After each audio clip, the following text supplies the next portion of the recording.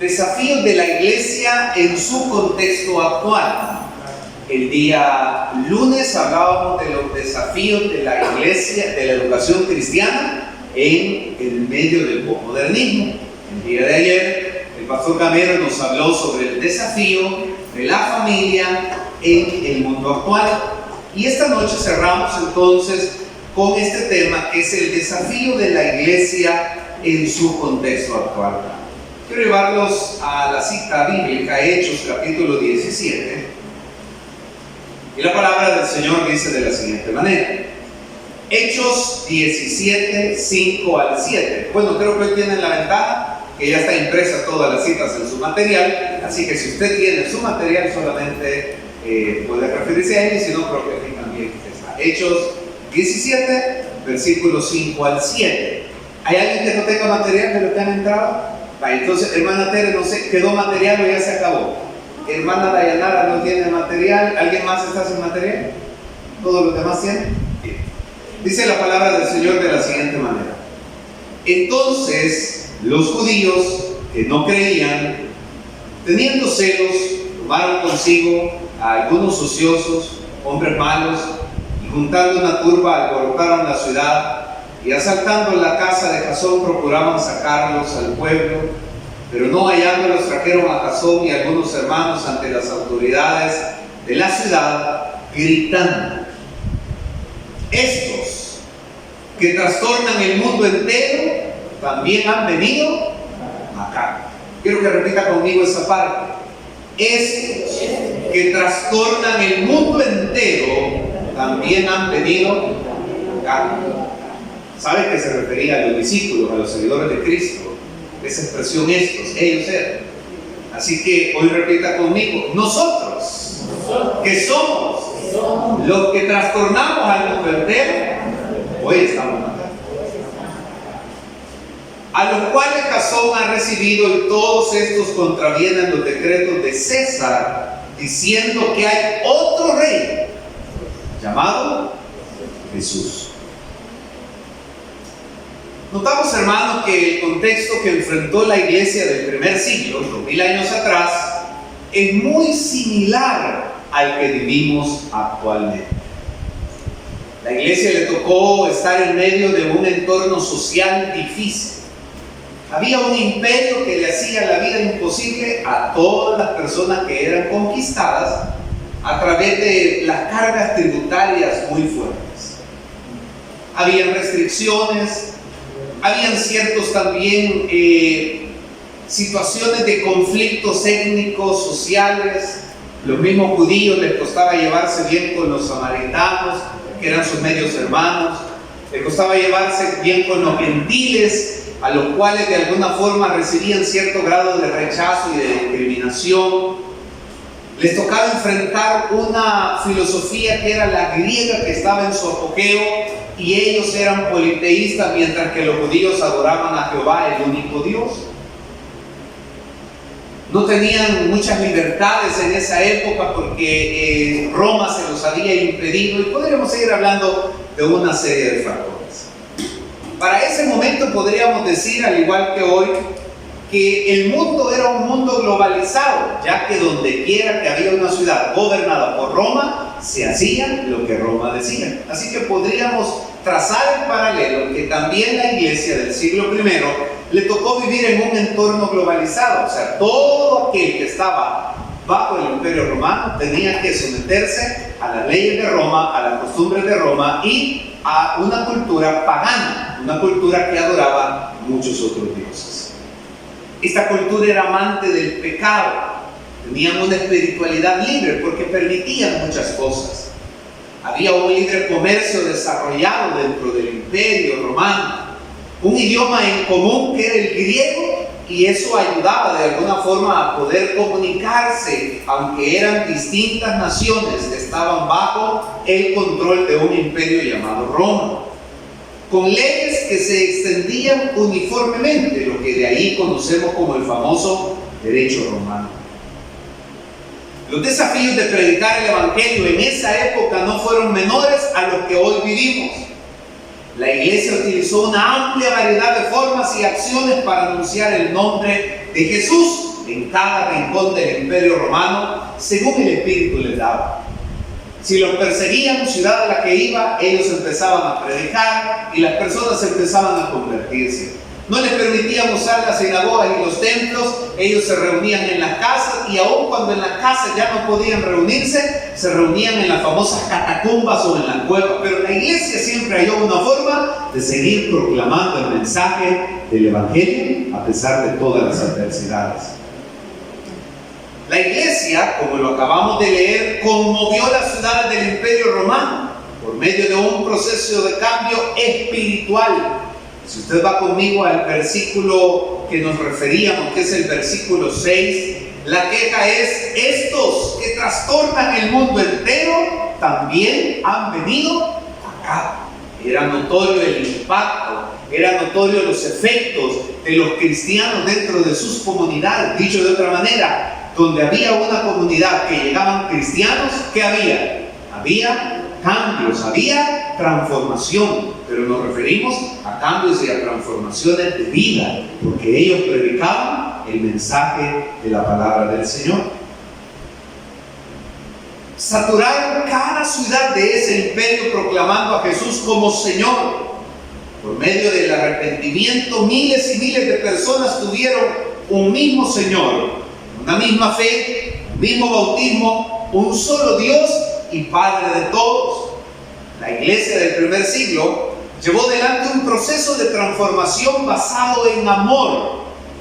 Dios intervino poderosamente la realidad del Imperio Romano, haciendo milagros, señales extraordinarias, pero fundamentalmente lo que distinguía a la iglesia seguidora del Señor Jesucristo era un amor desmedido, un mismo sentir, una unidad auténtica y una coinonía que fortalecía los lazos de los que formaban la iglesia. O sea, la gente disfrutaba estar junta, y disfrutaba estar junta porque estaba en armonía, y al estar en armonía tenían todas las cosas en común, y al tener todas las cosas en común dice que nadie tenía necesidad porque había una generosidad. Obviamente eso trajo cambios al entorno donde habían cristianos. Hoy 9 de junio del 2021 estamos ante un desafío similar en nuestro contexto actual.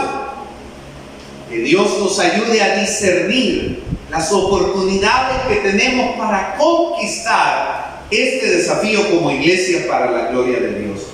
Quiero presentarles esta noche 5 grandes desafíos que tiene la iglesia. El primer desafío de la iglesia actual es ser pertinentes.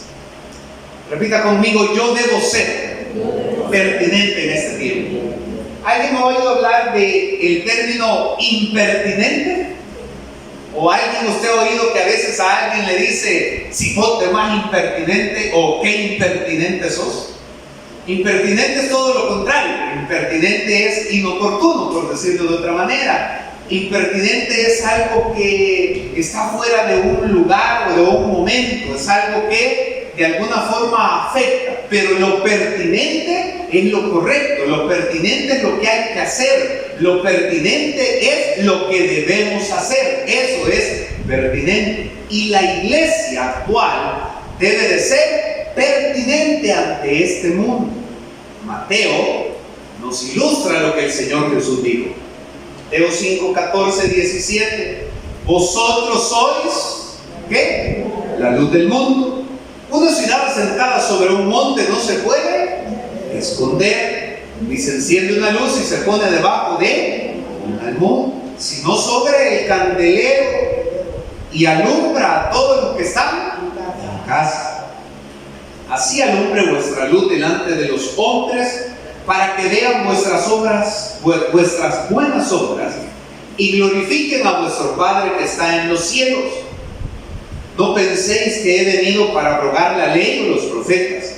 No he venido para abrogar, sino para cumplir. Una iglesia pertinente. Necesitamos básicamente volver al criterio que utilizaba Jesús cuando interactuaba con las personas. La capacidad de conectarnos con los problemas de las personas. La capacidad a través de un amor genuino, no solo de conocer sino también de poder identificar las necesidades, utilizar un lenguaje claro y sencillo a esas personas que les transmite y les inspire cercanía.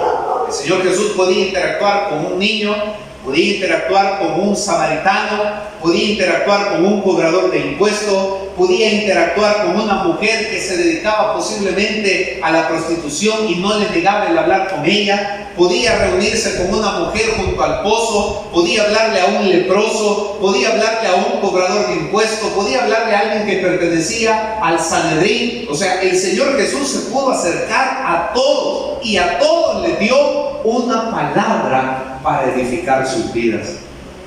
La iglesia en el mundo actual necesitamos también ser pertinentes en el entorno en el que nos desarrollamos. A los agricultores, Jesús les habló dentro del contexto de la agricultura y utilizó parábolas para poder conectarse con ellos. A los pescadores los llevó a los entornos donde ellos comprendían las enseñanzas y les habló sobre la pesca.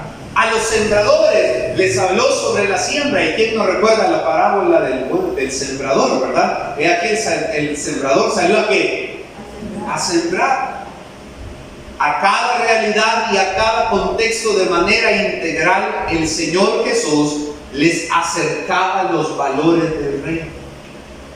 Muchas veces como iglesia nos cuesta ser pertinentes a las realidades de la comunidad. Nos aislamos a veces sin darnos cuenta o nos volvemos lejanos de la comunidad, como si no tuviésemos interés real por las personas. Y de alguna manera, en el afán de sentirnos muchas veces seguros y no poder sufrir cierto grado de compromiso, nos mantenemos encerrados, por así decirlo, y nos cuesta muchas veces conectarnos o acercarnos a las personas de nuestra comunidad. Hablo de la comunidad donde está este sitio geográfico, esta construcción, pero también a la comunidad donde nosotros podemos vivir y en donde nosotros nos desarrollamos. Por eso, para superar este desafío como iglesia, debemos estar decididos cada día a morir a nuestro yo. Si queremos ser pertinentes, necesitamos cada día morir a nuestro yo. Y usted me va a decir por qué eso es necesario. Porque solo muriendo a nuestro yo podemos hablarle al vecino que a veces nos ha hecho la vida imposible. Solo muriendo a nuestro yo podemos hablarle a aquel que en algún momento habló en contra de nosotros o hizo algo mal en contra de nosotros o se burló de nosotros. O sea, solo muriendo cada día a nuestro yo realmente podemos hacer la obra que Jesús nos pide que seamos. Y ese es una tarea, porque hermanos, no podemos, imagínense usted qué difícil es que seamos enemigos de la comunidad en vez de ser amigos de ellos. Que la gente, en vez de sentirse atraída por nuestro testimonio, literalmente se sienta distante de la iglesia por el testimonio, porque a veces, sin darnos cuenta, en un conflicto perdimos el dominio propio, dijimos lo que no debíamos de hacer, hicimos cosas que no debíamos de hacer, y luego nos da algo de pena decirles que hablarles del mensaje del evangelio. Entonces, necesitamos ser pertinentes, y para ser pertinentes tenemos que aprender a morir cada día a nuestro bien. Lo segundo, el segundo desafío de la iglesia actual es el compromiso. Necesitamos recuperar la mística del compromiso. Hechos capítulo 4, versículo 29 al 31, la palabra del Señor dice: ahora, Señor, mira sus amenazas y concede a tu siervo que con todo de nuevo hablen tu palabra. Mientras extiendes tu mano para que se hagan sanidades y señales y prodigios mediante el nombre de tu santo Hijo Jesús. Cuando hubieran orado en el lugar en que estaban congregados, ¿qué dice ahí en la palabra? Tembló. ¿Y qué más? Y todos fueron llenos del Espíritu Santo y hablaban con denuedo la palabra de Dios. Miren que su oración no fue: Señor, líbranos que no nos pase nada, que no nos vayan a tocar, que nada malo nos vaya a afectar. No, su oración fue: bueno, Señor, en medio de esto tan difícil, danos de nuevo, ¿para qué? Para predicar tu palabra. Para eso es necesario que la iglesia asuma la mística del compromiso. Una iglesia que realmente está comprometida con el Evangelio del Señor Jesucristo es consciente de las necesidades integrales de las personas, las necesidades espirituales, las necesidades afectivas, económicas, laborales, sociales y familiares. El Señor Jesús mostró un compromiso genuino. Sanó a los enfermos, limpió a los leprosos, dio de comer a los hambrientos, revivió a los muertos, consoló a los que sufrían y perdonó a los pecadores sobre toda cosa. Obviamente nosotros, en el contexto literal, no está en nosotros hacer todo esto, porque obviamente no somos Dios, pero sí tenemos la tarea de poder tener el compromiso de presentar el mensaje del Evangelio y de extender una mano de amor y de misericordia. Por eso, si usted le presta atención al literal C, quiero que lo leamos al unísono, dice: un compromiso sin acción es indiferencia, y una fe sin compromiso es simplemente religión. Porque hasta en la religión tradicional, ¿qué hacía la gente cuando tenía un santo ahí por su cama? ¿Qué tenían que hacer con ese santo o con esa imagen? Había que prenderle ¿qué? ¿Verdad? Y a las personas no se les olvidaba prenderles, porque hasta para eso se quiere compromiso. Otra gente pagaba penitencias y caminaba a cierta distancia de rodillas y muchas cosas más. La iglesia, nosotros, porque nosotros somos la iglesia, necesitamos recuperar un compromiso genuino con el Señor Jesús, porque nuestro compromiso, más allá de una institución y de una figura, su compromiso y mi compromiso es con Dios. Cuando yo comprendo esa realidad, entiendo que lo que hago, lo hago para Dios, pero me toca hacerlo sirviéndole a las personas. El tercer desafío que tiene la iglesia actual es ser exitoso a los ojos y con los parámetros de Dios. ¿Qué iglesia no desea ser exitosa? La iglesia primitiva fue exitosa en lo que hizo. Ganó personas, pudo brindar ayuda a los necesitados, superó los obstáculos y las adversidades del Imperio Romano y muchas cosas más. Filipenses capítulo 2 dice en su versículo 5: haya pues en vosotros este sentir que hubo también ¿en quién? En Cristo Jesús, el cual siendo en forma de Dios, no estimó el ser igual a Dios como cosa que aferrarse, sino que se despojó a sí mismo tomando forma de siervo, hecho semejante a los hombres, y estando en la condición de hombre, se humilló a sí mismo, haciéndose obediente hasta la muerte y muerte de cruz. Gran parte de la iglesia actual se ha amoldado a los valores del mundo, a sus patrones, a sus esquemas o a sus parámetros de ver la vida, valorar a las personas, valorar la ética y la moral. Muchas veces aún en nuestra naturaleza humana, aunque pertenecemos a una iglesia, tenemos la idea de que exitosos son las grandes corporaciones con los vastos recursos financieros que tienen.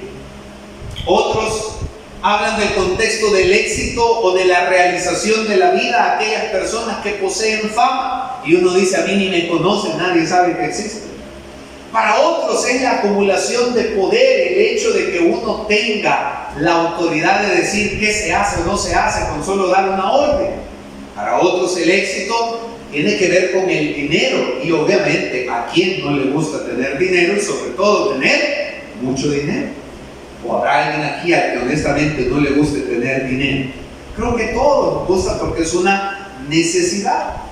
Y muchos entonces ven el éxito a través de aquellos que acumulan grandes riquezas. Pero cuando lo llevamos al plano espiritual, hay personas que ven la realización o el éxito con la cultura de la plataforma. O sea, muchas personas piensan que éxito en la vida espiritual o ministerial es aquel que tiene una plataforma y se dirige a las personas porque llega a ser aparentemente conocido. Y las personas dicen, ese es el exitoso, porque aparentemente las personas lo conocen. Porque puede llegar a ser reconocido como figura pública o como figura eclesiástica. Y por eso hay personas que de repente empiezan a competir dentro de las iglesias, y esto no es nuevo. Recuerda usted la iglesia de Corinto en el capítulo 1, cuando Pablo le dice: Corintos, os alabo en todo, porque entre ustedes hay dones, hay profecía, hay palabra de ciencia, pero dice, he oído que entre ustedes también hay contiendas y divisiones. He oído que unos de ustedes han hecho partidos y dicen que unos son de Pedro, que otros son de Pablo, que otros son de Apolos y que otros son de Cristo. Lo cual quiere decir que ya hace 2000 años que había dentro de las iglesias algún grado de competencia para ver quién era mejor, para ver qué grupo hacía las cosas mejor, o para ver quién es el grupo. Porque a veces nos puede entrar eso de que esta iglesia no estuviera como está si nosotros no estuviéramos ahí. Porque eso nos puede entrar en nuestra mente, y de la mente se va ¿a dónde? Corazón. Nos llenamos de orgullo, porque se nos olvida que el contexto del éxito no está marcado por los hombres, está marcado por cómo nos ve Dios. Por eso decíamos que el desafío es ser exitoso a los ojos y con los parámetros de Dios. Por eso literal se dice: no obstante, en el sentido bíblico se mide por los frutos, por la exteriorización, que es la conducta, y la encarnación, que es la parte de la mente, de los valores de la cultura de Jesús. El versículo que acabamos de leer dice: haya pues en vosotros el mismo sentir que hubo también en ¿quién? Hagamos un ejercicio y leámoslo una vez más. Haya pues en vosotros el mismo sentir que hubo también en Cristo Jesús. Somos exitosos entonces cuando somos obedientes a Dios. Somos exitosos cuando somos obedientes a su palabra. Somos exitosos cuando procuramos la santidad. Somos exitosos cuando amamos y tenemos misericordia de nuestro prójimo. Somos exitosos cuando hacemos justicia, entre otros muchos. O sea, cuando usted y yo hacemos lo que Jesús haría en la actualidad. Entonces podemos decir que somos exitosos ante los ojos del Señor y según los parámetros del Señor Jesús. El cuarto desafío que tiene la iglesia actual es saber comunicar adecuadamente el mensaje del Evangelio. Romanos 1, 16 y 17, que también muchos de ustedes lo conocen de memoria.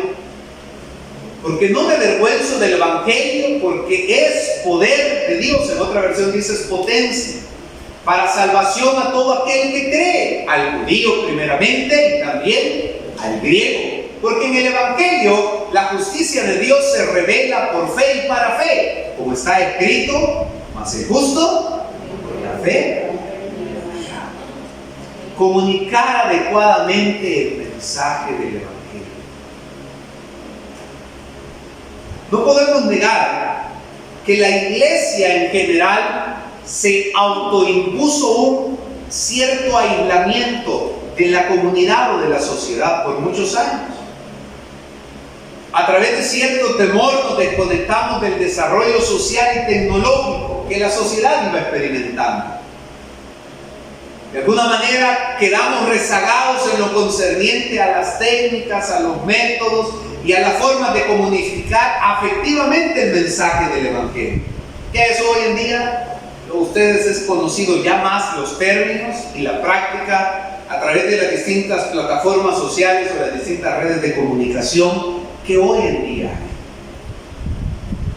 Si no, mire, nos guste o no, vamos a adaptarnos a los cambios que son ley para una nación y hay que adaptarse.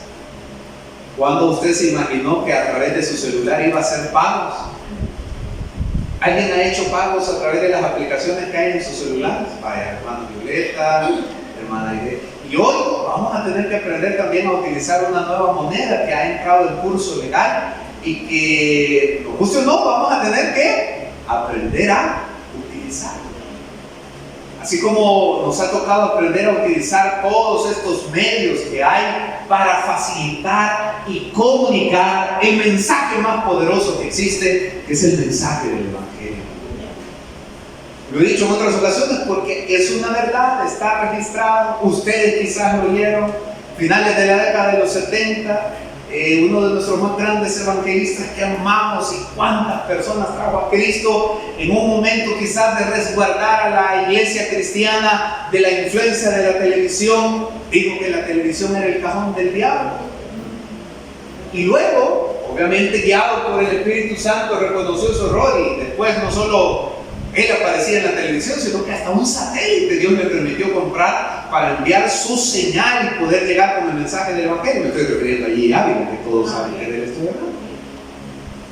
¿Se acuerdan que en alguna época usted veía a las personas censurar a los jóvenes porque ahí andaban con el celular y que a saber qué cosas veían? Y luego hasta los adultos igual, ahí andan con el celular. Porque nos guste o no, por decirlo en el buen sentido, la innovación que va entrando al mundo, de alguna manera también tiene que ver con lo que nosotros como iglesia, como cultura, nos vamos adaptando. Y si no miro en la pandemia, tuvimos que estar pegados a un aparato receptor, pero no de televisión, ¿verdad? O bueno, si las aplicaciones se lo permitían, y los cultos fueron online. Y ahí usted aprendió términos como Facebook Live, ¿verdad? Las transmisiones en línea, streaming y no sé qué más cosas aparecieron, ¿verdad? Porque tuvimos que irnos adaptando. Unido a esto, es interesante porque en esta época nos hicimos expertos en oratoria. ¿Cuánta capacitación no hay hoy en día para aprender a hablar en público? Y en el terreno espiritual, eclesiástico, también lo hay, a través de la homilética y de otras capacitaciones que se dan. De alguna manera nos hemos hecho expertos en la oratoria. Nos hemos hecho expertos en la lingüística, en la gramática, la fonética, la entonación. Nos hemos hecho expertos en las técnicas audiovisuales y todo lo que es media, multimedia. Pero debemos de reconocer que hemos perdido un poco del denuedo, porque el denuedo solo lo otorga Dios. Y hemos perdido un poco de autoridad, porque la Biblia dice que oraban por los enfermos y esto sé. Hoy oramos por los enfermos y esto sé. Dolor nos debería dar en el alma eso, ¿verdad? Antes había un endemoniado y ¿qué hacían los cristianos? Oraban. ¿Y el demonio? Hoy hay un endemoniado y ¿qué hacen los cristianos? Cierran la puerta, ¿verdad? Porque como no hay con ellos el problema. O sea, nos hemos hecho expertos en otras cosas, pero hemos ido perdiendo cosas muy importantes, muy determinantes, que es el respaldo de Dios. Eso que leímos al inicio, que los apóstoles le pidieron a Dios que les otorgara de nuevo y autoridad, ¿para qué? Para proclamar el mensaje del Evangelio. Debemos entonces recuperar ese respaldo sobrenatural a la hora de compartir con otros el mensaje de salvación. Un mensaje, hermanos, que yo estoy seguro y usted lo ha experimentado, cambia y transforma vidas. La gente está más pendiente de las transmisiones de X entidades. La gente está más pendiente de cualquier cosa que de la palabra. Usted no me va a dejar mentir que muchas personas dicen, hermano, cómo uno se quebrantaba antes en los cultos de oración. ¿Alguien se acuerda de eso? Y la gente lloraba. ¿Usted se acuerda que la gente lloraba en los templos antes? ¿O solo yo lo veía a mis 8, 10, 12 años? ¿O no lloraba la gente? ¿Será que solo donde yo me congregué pasaba eso? Y la gente gemía. Hoy la gente bosteza, la gente se duerme, la gente está distraída. O sea, la gente pareciera ser que está en cualquier cosa, porque de algún momento necesitamos reconocer que como iglesia nos hicimos expertos en otras cosas, pero perdimos un poco de la autoridad y del denuedo que solo Dios nos puede dar. Y es por eso, bueno, lo están grabando, lo voy a decir porque ya uno no sabe quién está oyendo lo que uno dice y cómo lo interpreta. Pero mire,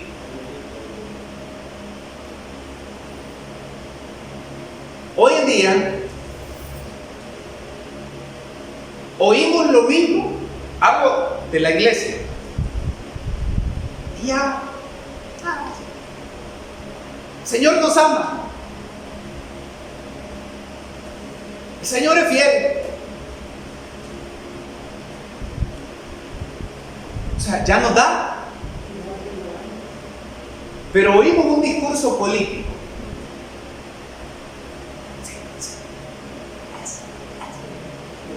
Y aunque han mentido, y han mentido, y han mentido, y han mentido, y han mentido, ahí sí la gente está. Y aunque le dicen lo mismo, ahí sí la gente victorea y dice, eso es cierto. Pero cuando predicamos la palabra, ya ni amén dice la gente, pues va, ahí está un ejemplo más claro. ¿O estaré mintiendo en lo que digo? Porque de alguna manera, en nuestros corazones, hablo en general, eso nos pasa hasta nosotros, hay como un grado de insensibilidad. Ya en los altares, como se decía en el antaño, ya no hay lágrimas, porque los corazones están endurecidos. Ya no hay quebranto. ¿Sabe? Antes la gente, cuando oía la palabra, y le estoy hablando de mi historia como niño, se quedaba y después hablaban con los pastores y le decía, gracias pastor, Dios habló en mi vida a través de eso, y sí, estoy pasando esto, cometiendo esto, necesito arrepentirme. ¿Sabe qué hace la gente? Se enoja y se va de la iglesia.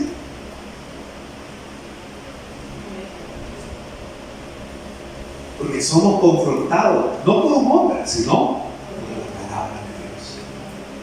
No estoy hablando de denigrar a la gente, ni atacar a la gente, ni ser pésimo con la gente. Hablo simple y sencillamente que la iglesia debe recuperar el poder y la autoridad que da Dios, que cuando hablemos el mensaje, la gente pueda ser, de parte del Espíritu Santo, quebrantada.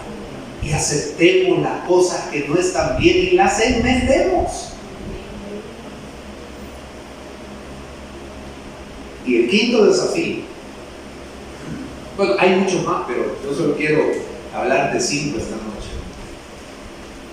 Es saber formar a la actual y a la próxima generación. Es el quinto desafío que la iglesia tiene. Saber formar a la generación que ya está y a la nueva que viene creciendo. Salmo 78, versículo 3. Quiero que le preste atención a lo que dice. Las cuales hemos oído y entendido, que nuestros padres nos las... ¿Quiénes nos transmitieron? No las encubriremos a sus hijos, contando a la generación venidera las alabanzas de Jehová y su potencia y las maravillas que hizo. Él estableció testimonio en Jacob y puso ley en Israel, la cual mandó a nuestros padres que la notificasen ¿a quién? A sus hijos, para que lo sepa la generación venidera y los hijos que nacerán, y los que se levantarán los cuenten ¿a quién? A fin Que pongan en quién. ¿En quién? En la carrera, en el dinero, en el político de turno. Para que pongan en quién. ¿El qué? ¿Y qué?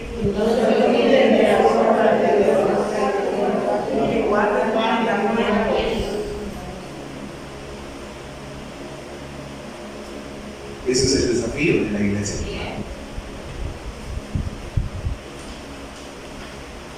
Saber formar a la actual y a la próxima generación. La iglesia está despertando de un letargo y de una reclusión pública. Estamos levantando la voz a favor de los principios del reino sustentados en la palabra.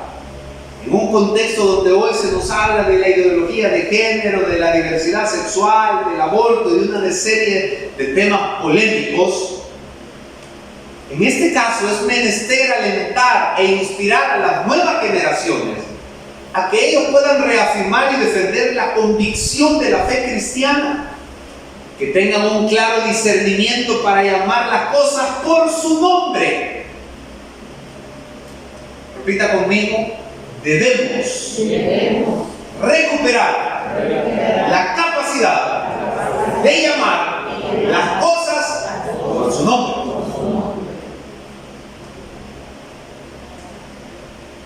Voy a decir esto en general.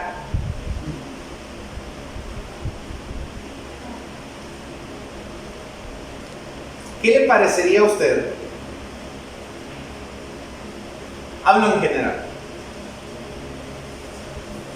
Que le dicen que su hijo dejó embarazada a una muchacha. Y que usted diga: gracias a Dios, los propósitos de Dios. ¡Qué bendición!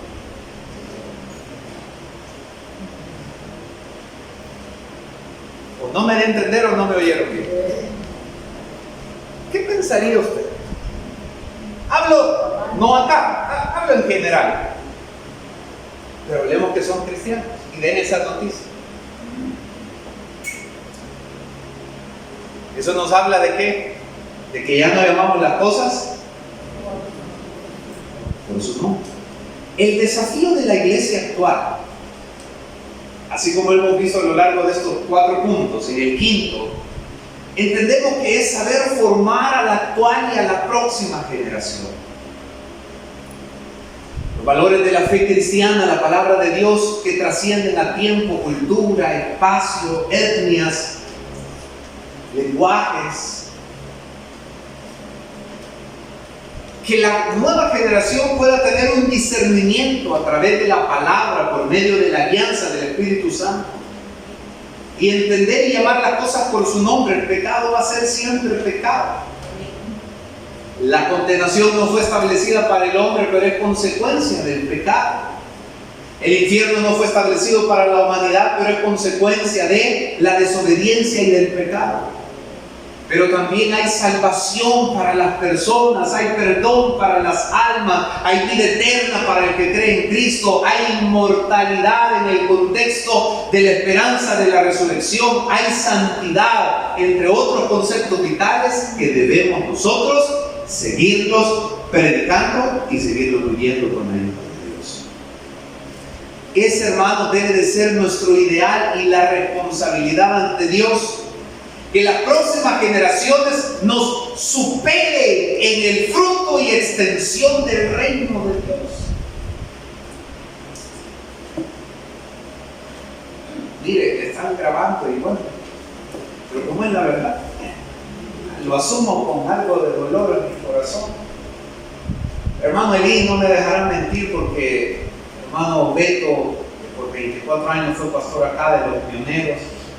La historia cuenta de las asambleas de Dios que antes los misioneros, hablo de la década de los 50, 60, venían y se llevaban a los nuevos obreros y los iban a dejar a un lugar así como en Montenegro, vaya, para que usted tenga una idea. Y los dejaban y les decían: ahí está la iglesia, pero no crean que había una champa o no. O sea, la iglesia era la gente que estaba ahí en el cantón. Y le decía: ahí están los miembros. Pero no crea que había gente convertida, era la gente que estaba ahí sin conocer de Cristo, pero eran los que iban a oír el mensaje y se iban a ¿qué? A convertir. Y entonces los misioneros como Arturo Limba, el famoso, y otros más les decían: vaya, aquí hay 5 colones y el próximo mes nos vemos en el Instituto. 5 colones para un mes. ¿Dónde se iban a quedar a dormir? ¿Quién los iba a recibir? Pero la gente estaba dispuesta a pagar. ¿Saben por qué digo esto? Porque tristemente hoy en día, cuando hay necesidad de obreros, primero preguntan qué comodidades hay, cuánto van a ganar, qué condiciones beneficiosas van a recibir. Si usted recuerda, partimos, y puede regresar a su material, que lo primero que hizo la iglesia primitiva, hablando de estos 5 desafíos de la iglesia en su contexto actual, fue el hecho de ser pertinentes. Y el segundo desafío fue el compromiso. El compromiso era: hay persecución, nos meten a la cárcel, hay tiempos adversos, Señor, concédenos ¿qué? De nuevo. ¿Para qué? Para poder predicar. Hagámonos, hermanos, una pregunta auténtica cada uno: ¿qué tanto compromiso tenemos con Dios cada uno de nosotros? Un genuino compromiso. En medio de las adversidades, en medio de las situaciones que de alguna forma vienen a quizás entristecer nuestro corazón, necesitamos recuperar estas características como iglesia. Debemos ser en la actualidad la versión contemporánea de la iglesia primitiva, que hacían lo que Cristo había hecho, hablaban como Cristo había hablado y se sacrificaban como Cristo se había sacrificado. Repita conmigo: hacían lo que Cristo había hecho, hablaban como Él había hablado y se sacrificaba como Él se había sacrificado.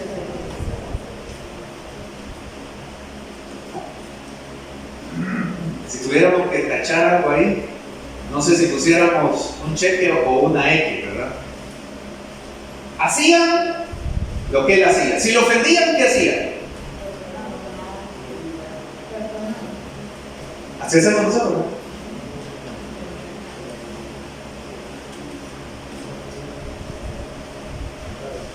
Si se burlaban de Él, ¿qué hacían?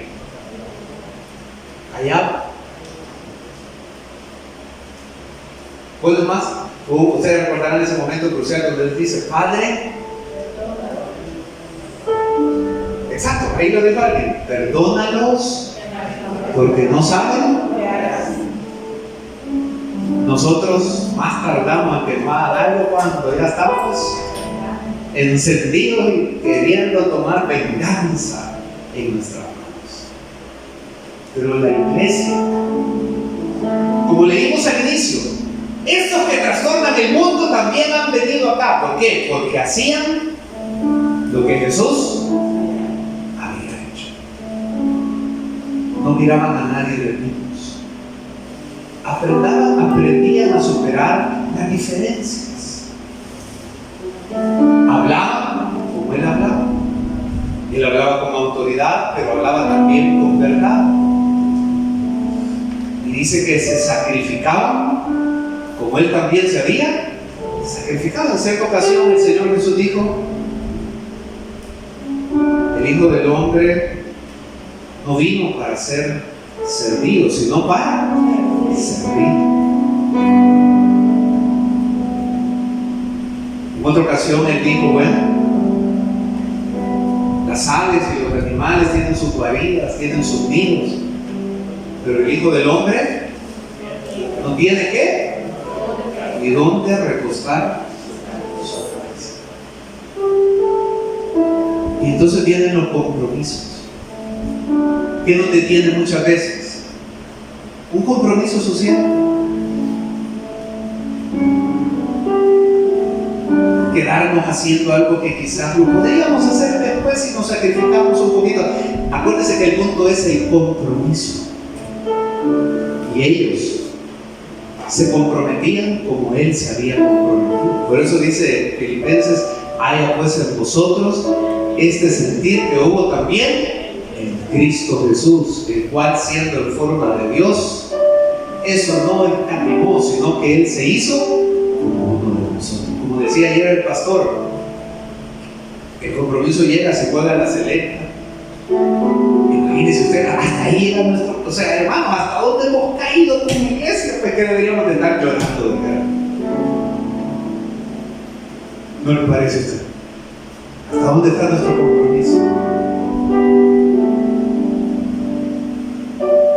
Y sabe, como lo vengo diciendo desde el domingo, y lo más duro es que nosotros parecemos plaza fantasma, porque con ese compromiso queremos que la gloria de Dios descienda y queremos las bendiciones de Dios. Y nuestro compromiso es muy muchas veces.